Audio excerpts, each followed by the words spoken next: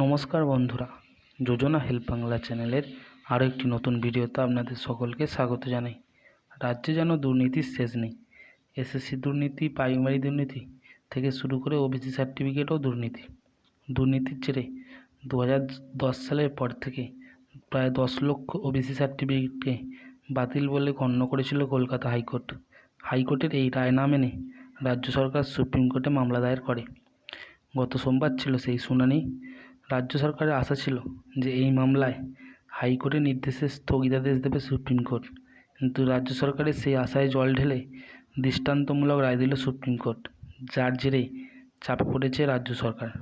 কী রায় দিল supreme court, চলুন তা সম্পর্কে বিস্তারিত জেনে নেই আজকের এই ভিডিওতে। ভিডিওটি স্কিপ না করে প্রথম থেকে শেষ পর্যন্ত দেখুন।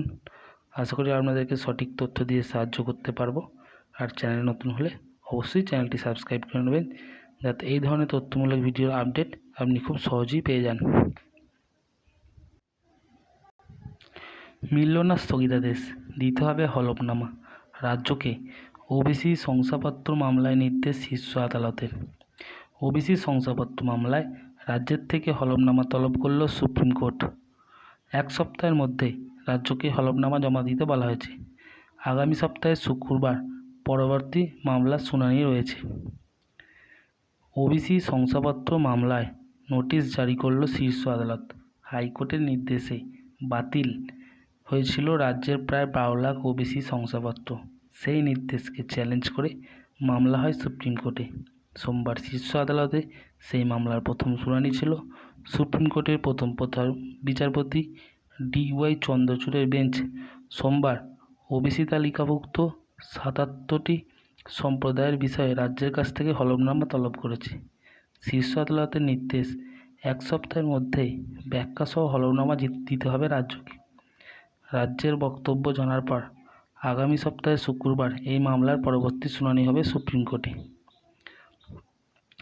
ওবিসি তালিকাভুক্ত 77টি সম্প্রদায় নিয়ে কী ধরনের সমীক্ষা করা হয়েছিল তার শীর্ষ আদালতে জমা দেওয়া হলফনামায় উল্লেখ করতে হবে রাজ্যকে।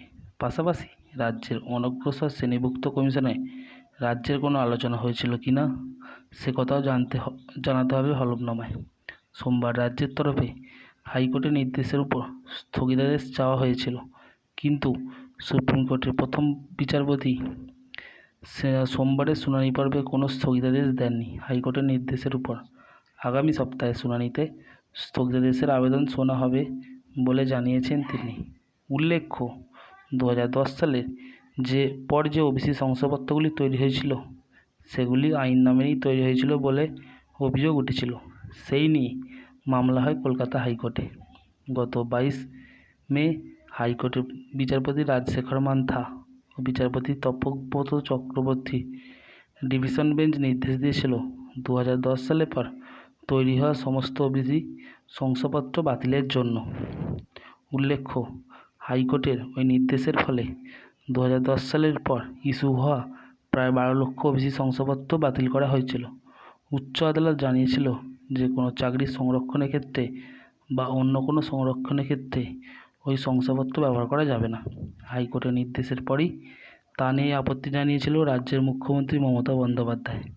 রাজ্য সরকার ও রাজ্যের অনগ্রসর শ্রেণীভুক্ত ওই নির্দেশকে চ্যালেঞ্জ করে সুপ্রিম কোর্টের দ্বারস্থ হয়।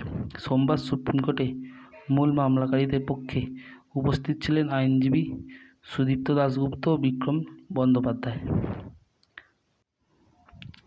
এই ওবিসি সার্টিফিকেট মামলার নির্দেশের জেরে রাজ্যে আটকে রয়েছে বিভিন্ন ধরনের পরীক্ষা, কারণ সে সমস্ত পরীক্ষায় সবাই ওবিসি সার্টিফিকেট দিয়ে অনলাইন আবেদন করেছিল, যার ফলে যেহেতু ওবিসি সার্টিফিকেটকে বাতিল বলে গণ্য করা হয়েছে, সেই হিসেবে রাজ্যে অনির্দিষ্টকালের জন্য পরীক্ষাও স্থগিত রয়েছে। তো কী হবে তা জানা যাবে আগামী রায়। এই সংক্রান্ত আপডেট পেতে চ্যানেলের সঙ্গে জুড়ে থাকুন ও ভিডিওটা ভালো লাগলে অবশ্যই চ্যানেলটি সাবস্ক্রাইব করে নেবেন। ধন্যবাদ।